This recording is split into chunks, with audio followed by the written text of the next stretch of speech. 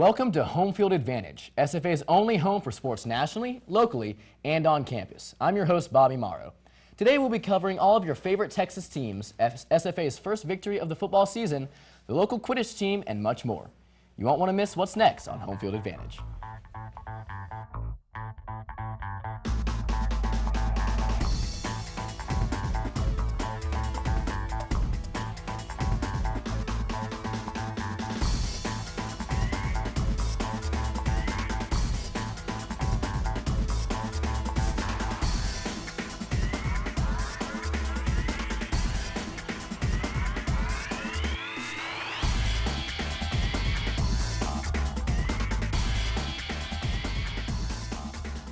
The Cowboys were unable to beat the undefeated New England Patriots this Sunday.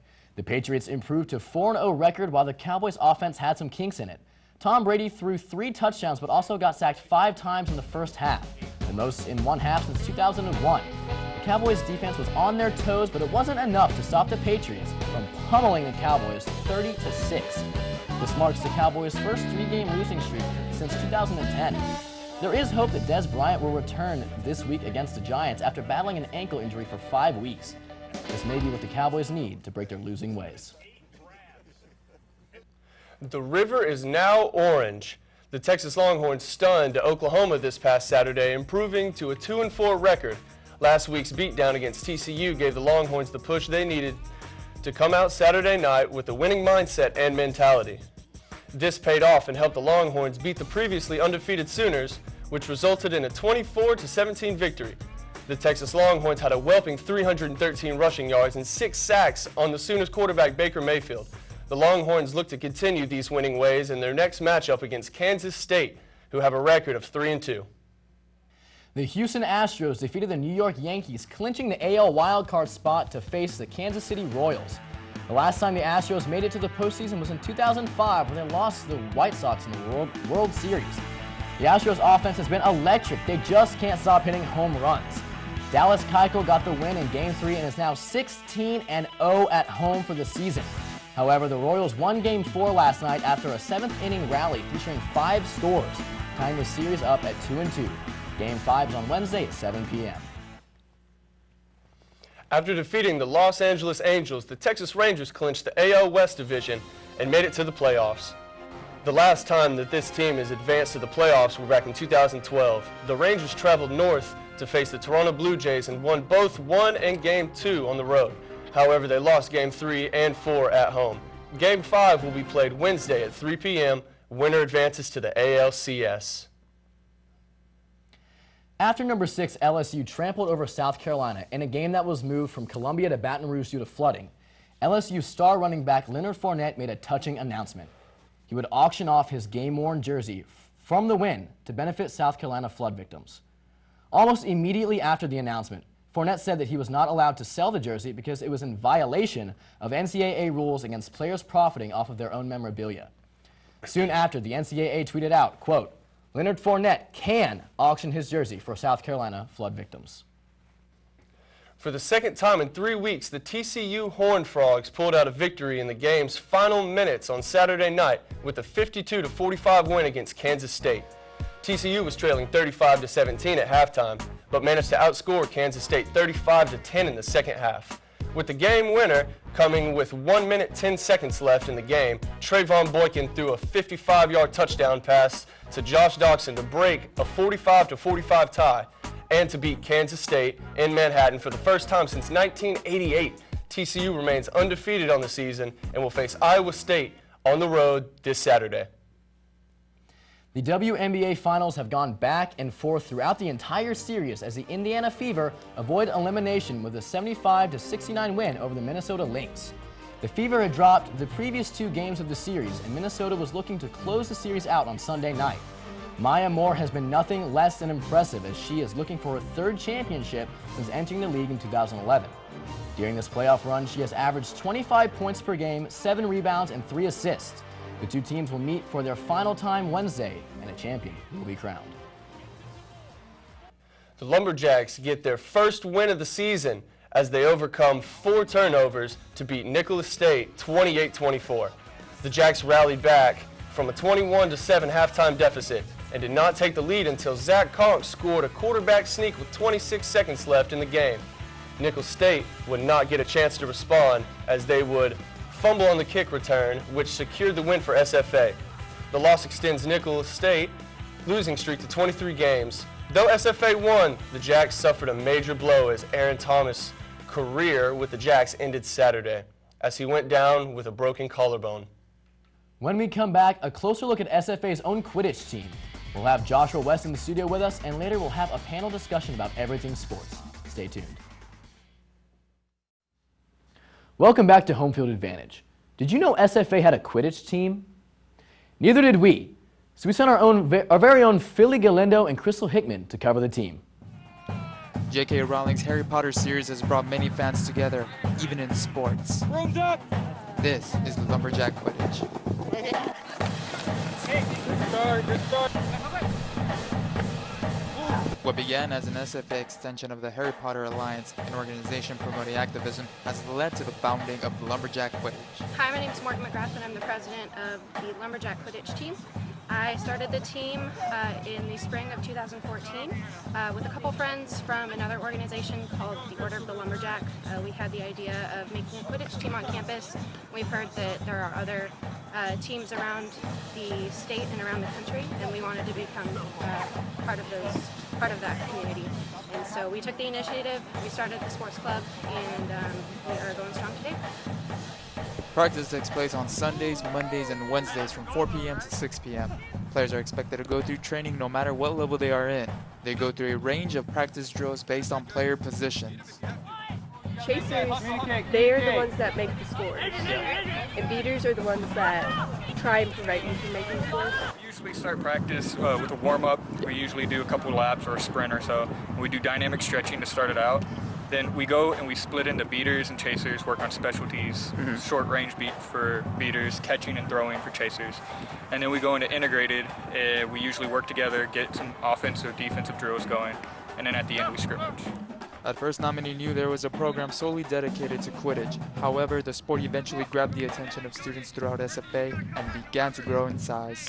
I went to the involvement fair, and I just went to their booth, talked to Adrian and a girl named Caitlin who wasn't here. But they explained to me how awesome it was, and I was really interested. I found out about it through Facebook because there was an interest page just to see who all would be interested in, if it was worth making.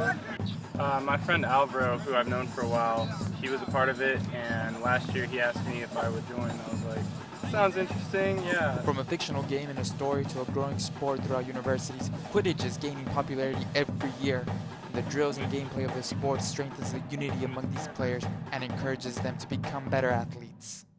The best thing about Lumberjack Quidditch is probably the community. Like, before you came here and joined Quidditch, you don't really know that many people who are into like geeky things like Harry Potter or athletic things like some kind of sporting club, and you come here and you meet a bunch of people, hang out outside of the club, and it's a lot of fun. I'd say the best thing is the team chemistry that we have. Everybody gets along with everybody, and we're all friends on this team, and everybody's quick to make friends with new people. So it's like a family. Like, no matter what we do, if someone gets hurt or someone's having a bad day, the whole team is there for them. And at tournaments, we're always together, and it's a real bonding experience. At SFA, this is Philly Galindo from Home Field Advantage. Fire down 3, fire down 3. 1, 2, 3, fire down!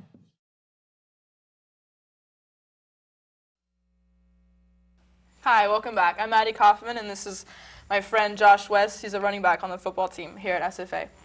So, I'm going to ask you a couple of questions. So what brought you here to SFA, and how many offers did you get out of high school, if you had any? I had about 15 offers coming out of high school. Every team in this conference I basically had an offer from, and then a couple of smaller Division I's, big Division I's like Texas State and University of Alabama at Birmingham. And I mean, ultimately I decided to come to SFA. I mean, I had like top 3 schools, and it was out of Texas State, Sam, and SFA. And I took 2 visits. I didn't even go to Texas State, and I just decided I wanted to go to. So I heard you committed to Sam, and then you decommitted? How did that work out? I mean, the coaches called me, and they were fresh off like a national championship. They went to the national championship, and I was like, man, there's some winners. I want to go there. And then I just took my visit. I didn't fit in there. I didn't like the culture. And, I actually went to Sam on a Friday and then SFA on a Saturday. And, oh, dang. After I left SFA, I was just like, man, this is a place for me. And I tell everybody that ever asks me, I'm like, I just feel like I ought to go to SFA even if I didn't play football. So that's the reason I picked You to just go like to the SFA. area? And I just love the town. I love the small classes. I just love everything about it, honestly. That's awesome. That's awesome. So, I know you wore number 16 a certain game. What can you explain what was that about? Yeah, that game is kind of dedicated to Callie Belcher. He was a SFA football player that died, I think, 20 years ago, and they retired his number. And since they retired his number, only 2 players have ever wore his jersey. Again, last year it was Aaron Thomas, and this year it was me. Cool. So, like, why was it specifically you instead of anybody else? I don't know, to be honest. Because I didn't know Callie personally, and my sophomore year when Aaron won it, it was just like, wow. They're thinking like Aaron's like this guy right here. So I was like, they chose me to do it. I was like, I don't feel like I'm like Aaron at all.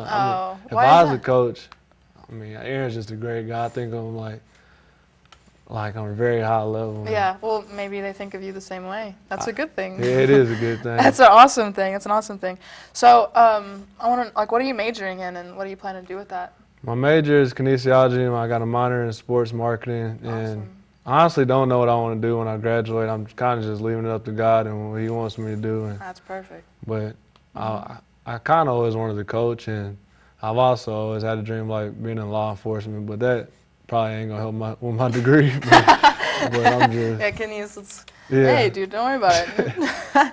That's awesome, though. That's awesome. So actually, I've heard that you got married this summer, and you have a son. Can you please tell me how you are managing that, along with football and your kines classes and a son and a wife? How do you manage this? It's just, it's like a huge responsibility taking on 2 other human beings than yourself. They actually moved up here with me this summer, and it's just, I wouldn't have it any other way. It's just like I'm responsible for 2 other humans. It's just crazy, and it's like you come home and you got to be a father, and then you got to be a student, and then after that, when your kid goes to sleep, you got to be a husband. You got to listen and talk to your wife and stuff. You can't just come in and play the game with your boys anymore. Yep, no, and your life's changed. It's totally different. So what's your son's name? His name's Joshua. He has a different middle name. He's not a junior. Oh, okay. Joshua James. Joshua James. That's adorable. How old is he? He's 1. Wait, you had to think about that for a second. 1 in a couple months. That's all I know.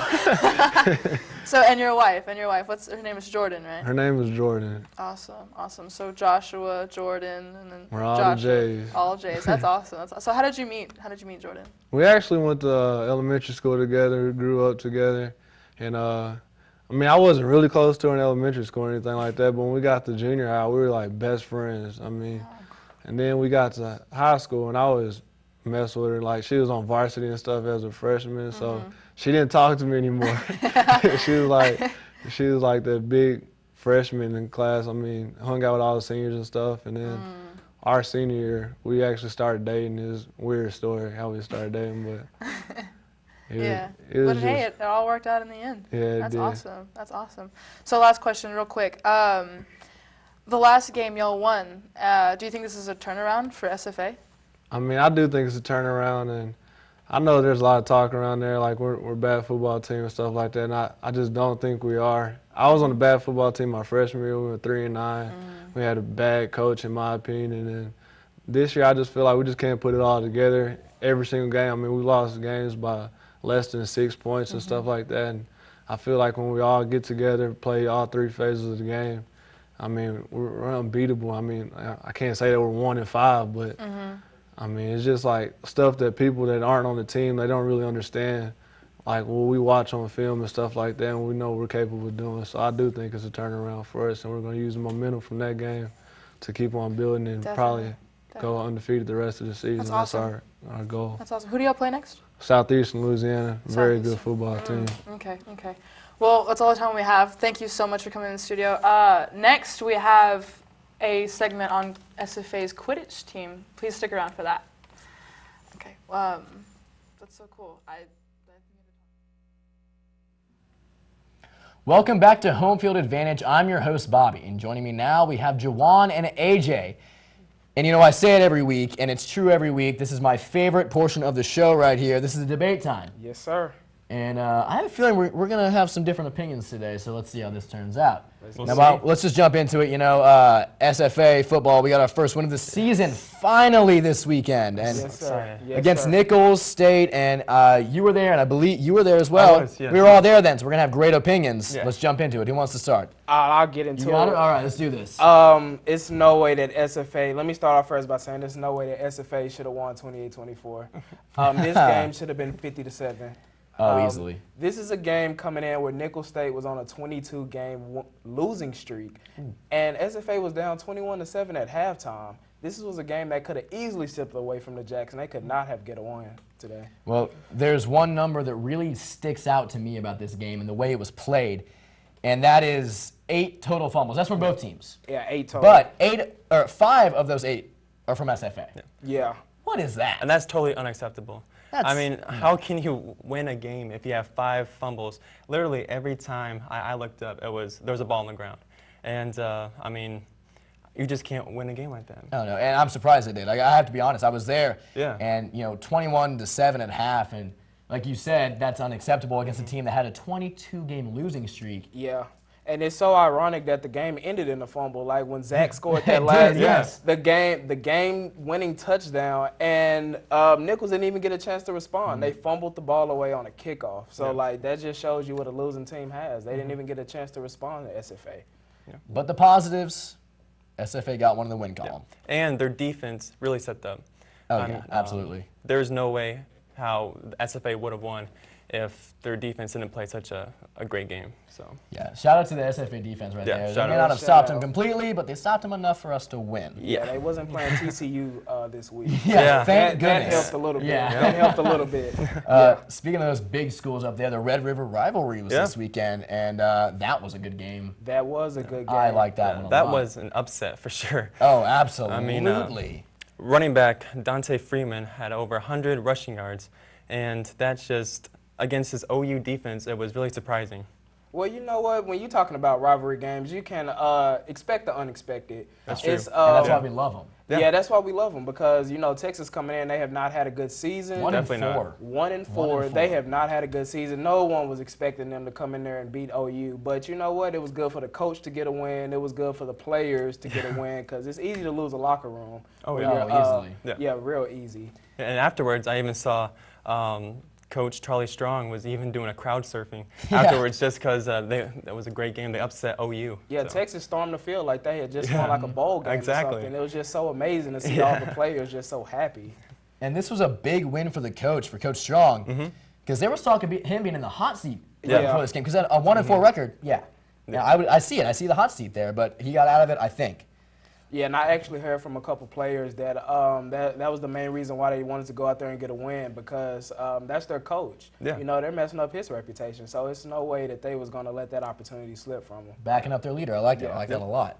Now let's move on to baseball. Now we, you know, as we know, the playoffs are going on. The MLB playoffs are going on, and it's looking good. I mean, it's just good playoffs. I mean, you know, your team may not be in there, whoever they may be. Yeah. But if you're a fan of baseball, you're a fan of these playoffs. These are great games going on right now. Well, my team is in the Rangers. I don't know about you. My team's in the Astros and the Rangers. Rangers, yeah. Okay, so I guess we're happy with it. Yeah, we're happy with it. But it's just amazing that you play all these games during the season, and it comes down to a few moments that can just send you home. Absolutely. Yeah.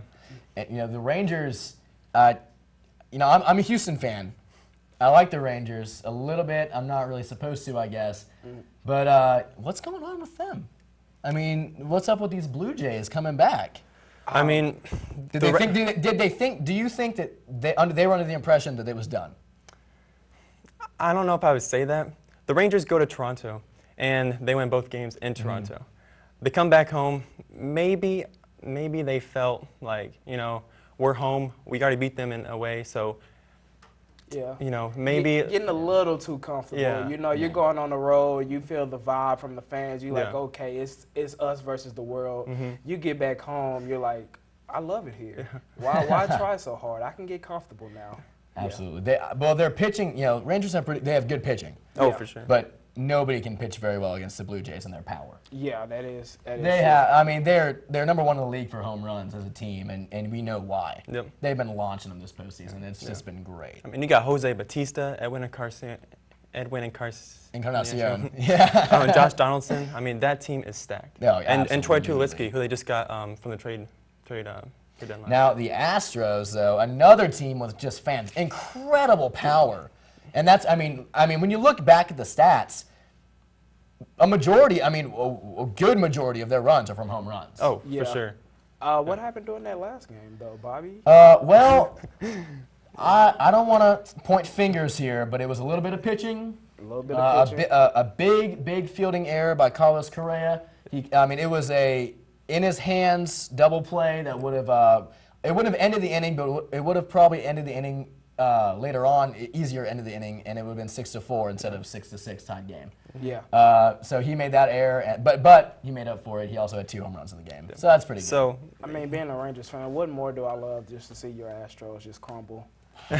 You know, it's a beautiful that was thing. cold, and that cuts to the core of me. But just wait until both of our teams make the championship series, and then the Astros send the Rangers home. I crying. cannot wait to see that. If that happens, can you imagine I that? want to see an all-Texas ALCS. Oh my God. That would make me very happy. Oh, yeah, That made me happy too. Who wouldn't? And it's gonna be great pitching. You know, Keuchel against against y'all's great starters, and it's just gonna be. It's gonna be a great series if it happens. But if it doesn't, you have to think now who you're gonna take. Obviously, you want the Rangers to win. Yeah. But do you think the Blue Jays might do it? Well, as much as I want the Rangers, to win and clinch the series, you're going back to Toronto. Exactly.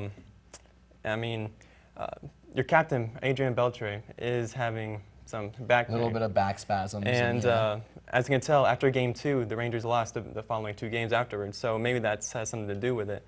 But also, like I said, much as I want the Rangers to win, I think the Blue Jays might have this one. Yeah. It's home field advantage at this point. Home field advantage, yeah. That's a little plug right there. And I have to say the same thing about the Astros. The Astros were a great team, great power, good pitching, very young. Very young. There was one maybe at the time when I looked at it at first, but now there's like maybe 4 guys on the team that had playoff experience. Wow. And that's that's a low percentage. It's very low. Yeah. So they're about to go to Kansas City, and like you said, home field advantage for Kansas City now, and they have experience. I don't want to say it, but I think Kansas City might pull it out. But my heart's always going to be with the Astros, so I'm going to cheer for them. Yeah, not only being a fan of your team, you can be a fan of the game and be fair about what both teams are capable of and who can move forward from now. Yeah, absolutely. Now we have coming up this Friday is Midnight Madness. Yeah. Midnight Madness. You guys know about that, right? Yeah. Oh yeah, I know about Midnight Madness. Actually, I will be there because they are giving away a buttload of. They are giving a lot of stuff out. I mean, iPads, $1,000 in cash, Yeah. and you get to see your home team and what they're planning on this year. So yeah, it's going to be a beautiful thing this Friday. Oh, that's good. And when is that? What time? Do you know? Yeah, that'll be at 8 o'clock. 8 o'clock. All right. Yeah. Midnight. All right. That's going to be a good time. That's going to be a good time. Yes, I'm just sir. excited season is coming, Oh yeah. I just can't wait for it. Maybe they can give us a little hope from this football season. Let's hope so. We're going to have a great year, I think. I think so. I think even better than last year. So. Really? I think so. You think so? I do. All right. Now we have, did you guys, now we covered it early on, but I want to talk about it a little bit more because it was such a great story.